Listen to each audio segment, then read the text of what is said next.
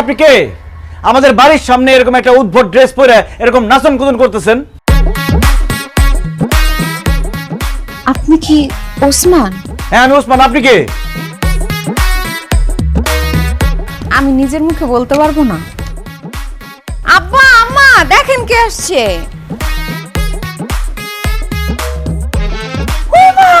আমার ওসমান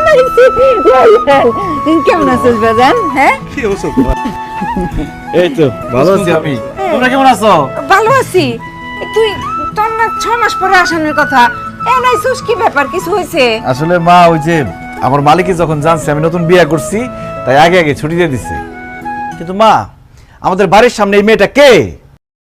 ও মা, পোলাই কি কয়? আরে এটা তো তোর বউ, আমাগো বৌমা বকুল। কি? কোন দিক দিয়ে? কি উল্টাপাল্টা কথা বলতেছো মা? এই বজ্জাত মেয়ে তো আমার বউ হইতেই পারে না। কয়দিন আগে তুই ওর টেলিফোনে বিয়ে করলি, এখন কেন কইতেছস যে সে তোর বউ হইতে পারে না? আব্বা সে আমার বউ কিভাবে হয়? আমি যারে টেলিফোনে বিয়ে করছি সে মাথায় হিজাব পরতো, শাড়ি পরতো, আর এই মেয়ে এরকম জিন্সের প্যান্ট তারপর কি গেঞ্জি মেঞ্জি পরে দাঁড়া রয়েছে। অসম্ভব, এই মেয়ে আমার বউ হইতেই পারে না। ওহো এই কথা। আপনার জন্য যখন আমি ছবি তুলে পাঠাইছি তখন আমি হিজাব টিজাব পইরা শাড়ি 3 পিস এডি পরছি। আমায় জোর করছে, নাইলে তো আমি সবসময় এডি পইরাই ঘুরি। ওরে আল্লাহ, কি বলতেছে? তার মানে ছবিতে একরকম বাস্তবে আরেক রকম। আল্লাহ, আমি তো বিসমিল্লাহ ধরা খেয়ে গেছি। এই ভালো কথা, তোমার এরকম কালা লাগতেছে কেন? আমার গায়ের রং তো হালকা ডিপ, এর জন্য আমার কালো লাগতেছে। তোমার গায়ের রং কালা মানে? তুমি না আমার টেলিফোনে কইছো যে তুমি মোলার মতো ফর্সা, তোমার আত্মীয় স্বজন মজা করে তোমার সাদা মোলা ডাকে। ওটা তো আম্মা শিখাই দিছে দেখা বলছি, আমি নিজের থেকে বলতে চাই নাই। হায় হায় হায় রে, কত বড় ধোঁকা আমার সাথে। আমি প্লেনের মধ্যে কত কিছু চিন্তা করে আসছি, কি ভাবছি আর কি পাইলাম। বেঈমান মিথ্যাবাদী, আমি তোর সাথে সংসারই করুম না। হাই ওসমান, এগুলা কি কস? হ্যাঁ তোবা তোবা, বৌমা কালা দেখে তার সাথে তুই সংসার করবি না? এটা কেমন কথা? আরে মা, সে কালো, আমার কালো বললেই হয়তো, মানুষ কালো হইতেই পারে, আমি সেটাই মাইনে নিতাম। কিন্তু সে আমার কেন মিথ্যা কথা বললো যে সে ফর্সা? আমার মাথার মধ্যে তো সেট হয়ে গেছে যে আমার বউ ফর্সা। এখন তো দেখতেছে আমার বউ এটা। অসম্ভব, এই মেয়ের সাথে আমি সংসার করতে পারব না। এই তুই বাড়ি থেকে বাইরে যা। মগের বললো কইছেন আপনি, আপনি কই দেন আর আমি বাড়ির তন বাইরে হয়ে গেলাম। আমারে বিয়া করছেন, সারা জীবন আমার সাথেই আপনার সংসার করতে হইব। ওই আমারে বাড়িতে বাইরে হয়ে যেতে কইবেন, সংসার করবেন না, এইসব কথা কইলে মুখ ভেঙে দিমু। এটা কি তোমার কণ্ঠ? তুমি না বলে জোরে কথা বলতে পারো না বকুল? আমি মোবাইল কানের মধ্যে সাইপা ধইরা তোমার কথা বুঝতে হইতো, কিন্তু এখন তুমি এত জোরে জোরে কথা বলতেছো কেন? তখন আম্মা শিখাই দিছে দেখে আমি তখন আস্তে আস্তে কথা কইছি, অভিনয় করছি। কিন্তু আমার আসল কণ্ঠ এরকম, আমি এইভাবেই কথা বলি। আমি তোর কইছিলাম যে ছবি দেখা পাগলের মতো টেলিফোনে বিয়ে করিস না। শুনছিস আমার কথা? শুনুস নাই? এখন বস, টেলিফোনে বিয়ে করার মজাটা বস। বুঝছি আব্বা, অনলাইনে অর্ডার দিছি বাগানের ফুল, হাতে পাইছে প্লাস্টিকের ফুল। আরে কত স্বপ্ন ছিল শ্বশুর বাড়িতে গিয়ে কত মজার মজার খাবার খাবো, তার আগে এত বড় একটা ধোঁকা খেয়ে গেলাম আমি। আল্লাহ রে, আমার কত বড় সর্বনাশ হয়ে গেল। বাজান বাজান থাক, আর কান্দিস না বাজান। কান্দে আর কি হইব? যা কপালে আছিল তাই তো হইছে। তুই মাইনা নে বাজান।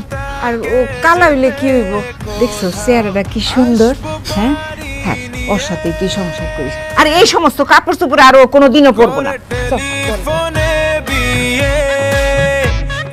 টেলিফোনে বিয়ে, টেলিফোনে বিয়ে, টেলিফোনে বিয়ে।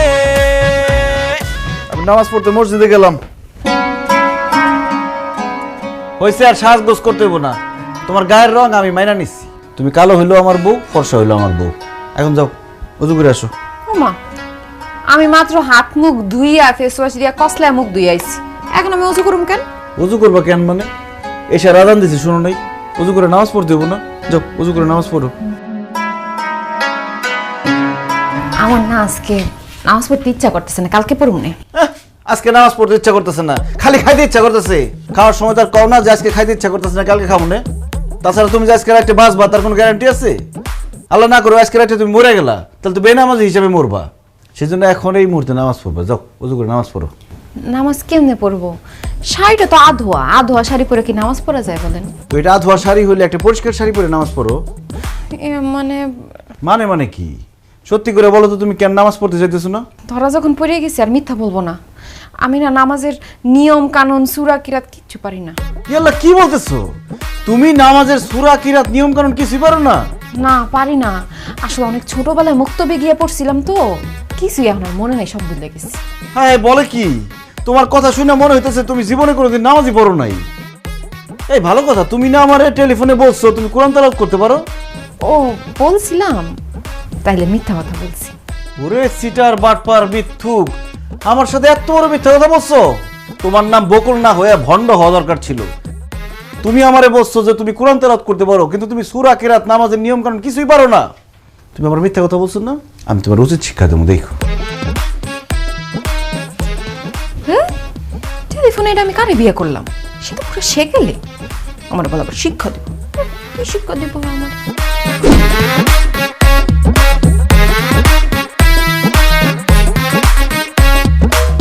এই একটু দাঁড়ান তো, এত সকালে আমার আপনি কই নিয়ে যাইতাছেন? চুপ করো তো, কোথায় যাইতেছি গেলে বুঝতে পারবো, আসো।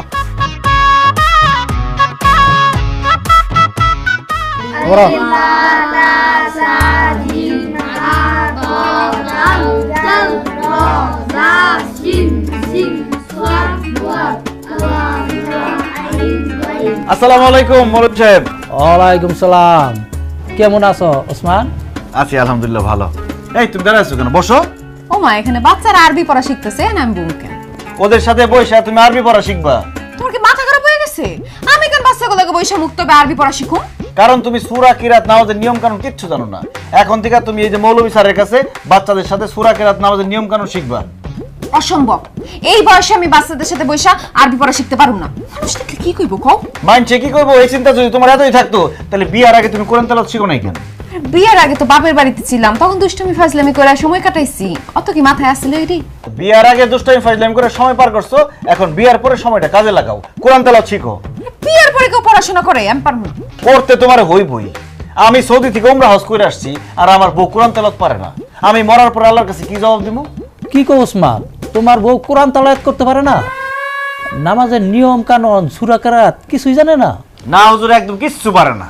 বৌমা, এই তুমি যদি নামাজের সূরা কিরাত নিয়ম কানুন কিছুই না জানো, তাইলে তুমি শুদ্ধভাবে নামাজ পড়বা কেমনে? তাই তোমার এগুলো শিখতে হইব। আসো বসো এখানে। শুনো, শিক্ষার কোনো বয়স নাই। শেখার কোনো বয়স না থাকলে আপনি শিখেন, আমারে কনকে? এই তুমি কিন্তু বেশি বাড়াবাড়ি করতেছো। বাড়াবাড়িতে তুমি করতেছো? তোমার কত বড় সাহস, তুমি মৌলবীর মুখে মুখে কথা বলো? হুজুর কিছু মনে না করলে একটু ব্যর্থ দাম তো। এখন যদি পড়তে না বসো এদের সাথে, এই ব্যাট দিয়ে বাইরে একদম চাপা ফিরা পড়ো।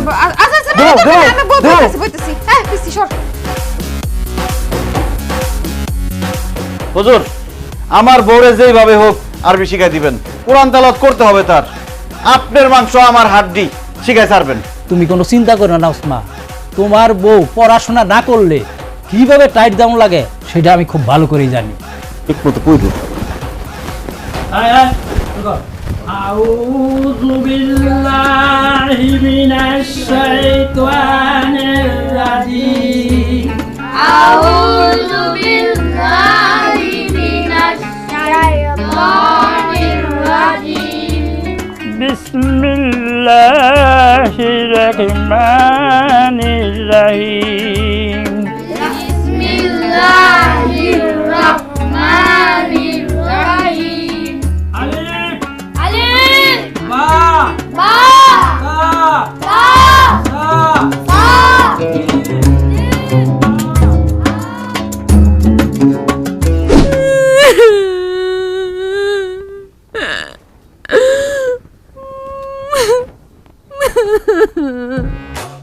কি হইছে বৌমা, সে তখন থেকে কান্তাছো? আমার কান্দুম না তো কি করুম? আপনার পোলা কি করছে জানেন? ভোরবেলা আমারে মুক্তবে লয়ে গেছে ওই ছোট ছোট বাচ্চাগুলোকে আরবি পড়া শিখতে। আম্মা আপনি হাসতেছেন, জানেন কি হইছে? হুজুরে আমারে ই ক্লাস ধরছে, তো আমি কই থেকে একটু আটকে গেছি, তখন হ্যাঁ আমারে সবটি পোলাপানের সামনে কান ধরে দাঁড় করায় রাখছে। ছোট ছোট পোলাপান নিয়ে আমার দেখে কেমন হাসাহাসি করতেছিল। হাসাহাসি করতে খুব ভালো করছে, তাও যদি তোমার শিক্ষা হয়, শিক্ষা হয়ে কোরআন তেলাওয়াতটা ঠিক মতো শিখো। এ কি মা, তোমার ঘরে ছেলের বউ থাকতে তুমি এই বয়সে এত কষ্ট করে রান্না বান্না কেন করতেছো? তোমার সব কষ্ট করতে হইব না। বকুল, তুমি রান্না করো। কি আমি রান্না করব? অবশ্যই তুমি রান্না করবা। তুমি যদি রান্না না করো তো বিয়ার পরে কি এই বাড়িতে তুমি ফ্যাশন শো করতে আসছো? মানে আমি কিভাবে রান্না করব? আমি তো রান্না করতে পারি না। রান্না করতে পারো না মানে? এই তুমি না ফোনে আমারে বলছো তুমি রান্না করতে পারো, যে তুমি এত ভালো রান্না করো, তোমার হাতের রান্না খাইলে আমি বলে সব ভুলে যাবো।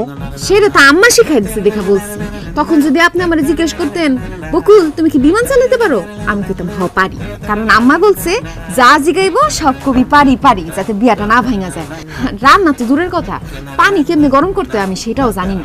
ওরে বাটপার, ওরে চিটার, ওরে মিথ্যাবাদী, রান্না নিয়ে তুমি আমার সাথে মিথ্যা কথা বলছো। মনটাই চাইতাছে লাউ শাকের মতো কুচি কুচি করে কেটে ফেলাই। আই হাই রে, কেন যে আমি না যাই না বুঝে টেলিফোনে বিয়ে করতে গেলাম, কত বড় ধরা খাইলাম আমি। তাই তুমি জানো না গ্রামের সব মেয়েরা রান্না বান্না করতে পারে, বিয়ার পরে শ্বশুর শাশুড়ি জামাইরে রান্না করে খাওয়ায়, রান্না শেখো না কেন তুমি? আমি আমার আব্বা আমার অনেক আদরের মেয়ে, তো আমার আব্বা আম্মা কোনোদিন আমার রান্না করে ঢুকতে দেয় নাই, এজন্য আমি রান্না বান্না শিখতেও পারি নাই। আদর দিয়ে বান্দর বানাইছে তোমার বাপ মাই, তাই না? তোমার আদর আমি ছুটাইতেছি, খারাও। রান্না বান্না তুমি পারো আর না পারো, আজকে থেকে তুমি এই বাড়িতে সব রান্না বান্না করবা। তুমি এই বাড়িতে থাকতে আমার মা একলা একলা কষ্ট করবে, এটা তৈব না। হ্যাঁ ওসমান, তুই এগুলো কি কস? বৌমা রান্না পারে না, বৌমা কেমনে রান্না করব? আমি রান্না করতেছি, তুই তা তো না মা, তুমি রান্না করতে পারবা না। ও যেমন রান্না করতে পারে তেমনই রান্না করব, নিজে রান্না করে নিজে খাইবো। রান্না না পারে সে কেন বলছে যে সে রান্না পারি, এই জন্য তার শাস্তি। আবার চায় রয়েছে, বসে আছো কেন? রান্না করো। আমি রান্না বান্না করতে পারবো না, আমি রান্না বান্না করলে আমার হাত পা কালো হয়ে যায়। এখন মনে হয় খুব ফর্সা যে সে কালা হয়ে যাবো গা। শোনো, তোমার বিয়ে হয়ে গেছে, তুমি আমার বউ, আমার বউ কালা হলেও যা সাদা হলেও তা, সাদা কালার মধ্যে আমার কোনো ভেদাভেদ নাই, তাও তোমার রান্না করতে হইব। রান্ধো। এই ওসমান, বৌমা যখন রান্না বান্না করতে পারে না বাদ দে, ওর করা লাগবে না। তোর মায় যতদিন বাইসে আছে সেই রান্না করবে, কোনো সমস্যা নাই। আবার দেখো, আমার বউরে আমি বুঝাইতেছি, এর মধ্যে তোমরা আইসো না। তোমরা যাও তো, ভিতরে যাও। মা তুমি যাও তো, ওর রাঁধতে দাও। উঠো, উঠতে কইছি না, উঠো যাও। রাঁধতে কইছি, রাঁধো, যা পারো তাই রাঁধবা। এই শাক তরকারি ভাত ঠিকঠাক মতো রাঁধবা, খামো একটু। আরে আমি কেন যে ছেলের ব্যাপারে না জানি না টেলিফোনে বিয়ে করতে গেছিলাম, আমার জন্মে শিক্ষা হয়ে গেছে, জীবনে আর টেলিফোনে বিয়ে করব না। করে টেলিফোনে বিয়ে, করে টেলিফোনে বিয়ে, এ টেলিফোনে বিয়ে, এ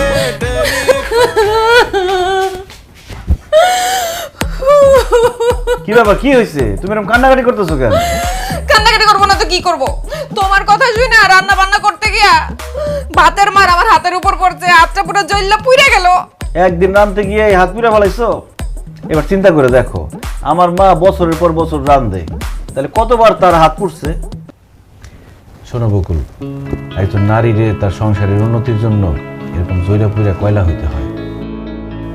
শোনো, এখন যদি তুমি তোমার শ্বশুর শাশুড়ির রান্না করে খাওয়াও, তাহলে যখন তুমি শাশুড়ি হইবা তোমার পুরার বউ তোমার রান্না করে খাওয়াইব। আর এখন যদি তোমার শ্বশুর শাশুড়ি না খাওয়াও, দেখবা তুমি যখন শাশুড়ি হইবা তোমার পুলার বউ তোমার খাইতেই দিব না। তোমারে বিয়ার পর থেকে বুঝতেই আছি, আমার তো মনে হইতেছে তুমি আমার স্বামী না, তুমি আমার শিক্ষক, আমারে কথায় কথায় পাঠদান দিতাছো। যা করতেছি তোমার ভালোর জন্যই করতেছি, তোমার একদম খাঁটি বাঙালি বধূ হিসেবে গড়ে তুলতেছি। দেখি হাতটা দিকে দাও। কেন? আরে তোমার হাতটা পুড়ে গেছে, মলম লাগাই দিই, দাও।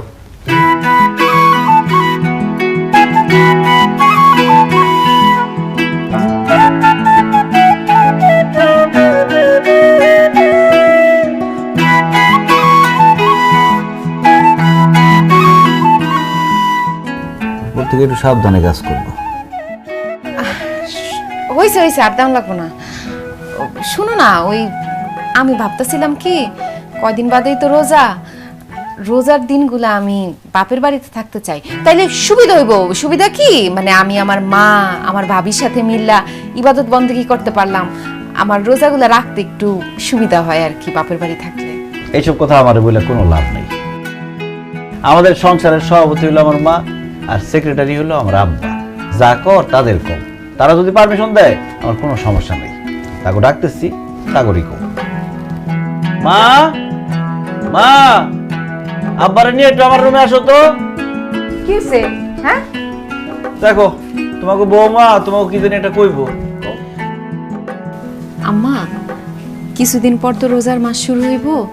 আমি ভাবতেছিলাম রোজার মাসটা আমি আমার বাপের বাড়িতেই থাকবো, তাইলে রোজা নামাজ কালাম এগুলো করতে একটু সুবিধা হইতো আর কি। অবশ্যই যাবা। তোমার যদি সুবিধা হয় 30টা রোজা রাখার জন্য মায়ের বাড়িতে, তাহলে তো যাবাই। তবে একটা কথা, ঈদ কিন্তু আমাগো সাথেই করতে হইব। হ্যাঁ, অবশ্যই আম্মা, কি যে বলেন, আপনাদের স্যার আমি ঈদ করতে পারি? ঈদ আমি এ বাড়িতেই করব। এই ওসমান, তুই এক কাজ কর, বৌমারে নিয়ে কালকে শ্বশুর বাড়িতে যা। তুই তো এখনো শ্বশুর বাড়িতে যাস নাই। আর ওই তোর শ্বশুরের লাইব্রেরির ব্যবসা, তোর সমন্দির সুরমা আতরের ব্যবসা, এগুলো একটু দেখে আইলি। হ্যাঁ, কেমন? ঠিক আছে আব্বা, তুমি যেহেতু কইতেছো, কালকে এই বকুলরে নিয়ে আমি ওর বাড়িতে যাবো। আমি কই কি কি দরকার তুমি কষ্ট করে যাইবা? আমার আব্বারে ফোন দিলে হ্যাঁ আইসা আমারে নিয়ে যাইবো। তোমার আব্বা কষ্ট করে আবার আসবে কেন? ওসমানই তোমারে নিয়ে তোমাকে বাড়িতে দিয়ে আসবো। জি আব্বা, ঠিক আছে।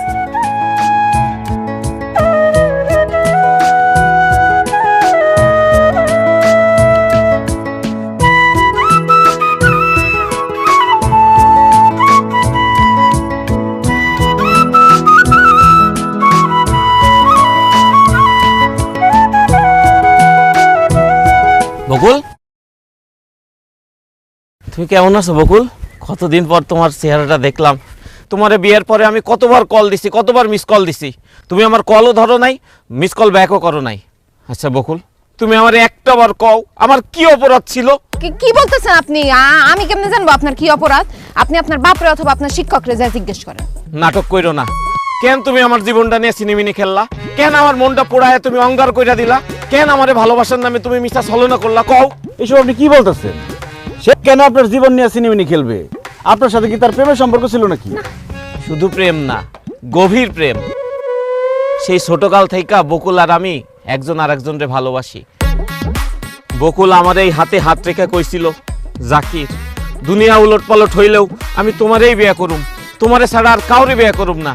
কিন্তু আজ সে আমারে ছেকা দিয়া ওই সৌদি প্রবাসী বুড়ে খাটাস ওসমান মোল্লারে টাকার লোভে বিয়ে করছে, তার লোকে সুখের সংসার করতেছে। কও বকুল, কি ছিল না আমার যা ওই ওসমান মোল্লার মধ্যে আছে? এই এই পাগলের বাচ্চা পাগল, কি করছিস তুই এগুলা? তোর ভালোবাসার বেইমানি আমি কেমনে করব? তোর তো আমি চিনি না।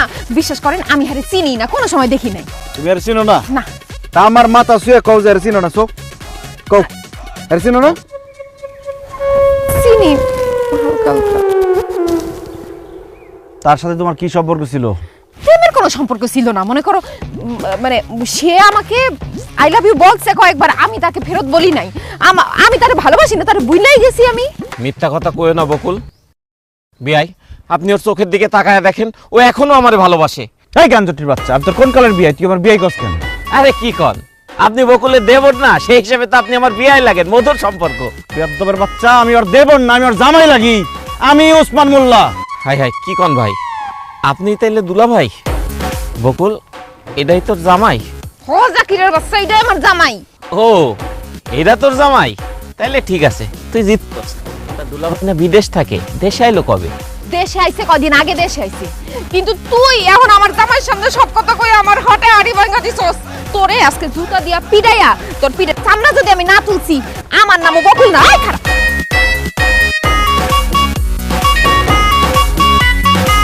জুতা দিয়ে পিটাই। আমার মনটা চেতেছে এখন তোমার জুতাটা পিটাই। কত বড় মিথ্যুকের মিথ্যুক, আর কত মিথ্যা কথা কইছো তুমি। আমারে কইছে ছোটবেলা থেকে কোনো ছেলের দিকে সে তাকাই নাই, আর এদিকে গাঞ্জটির সাথে তলে তলে ইস্ক চলতেছে তার। না না না, তোমার মতো বিশ্বাসঘাতক বেইমানের সাথে আমার কোনো সম্পর্ক থাকতে পারে না। তুমি যাও তোমার বাবার বাড়িতে, আমি ফেরত যেতেছি। না না না না, আপনি যায়েন না আমার রেখা। দেন, আমার ভুল হয়ে গেছে, আমি আপনার কাছে মাফ চাইতেছি, আপনি আমার মাফ করে দেন। বিয়ার আগে তারে আমি হালকা হালকা ভালোবাসলেও তা এখন আমি তারে ভুইলা গেছি। আমি এখন তারে পুরোপুরি ভুইলা যাব। আমি আপনারে মন দেয়া ফুলছি, আপনারে ভালোবাসি, বিশ্বাস করেন। আমার স্যার আপনি যায়েন না, আপনার স্যার আমি বাঁচবো না, আমার আপনি মাফ করে দেন।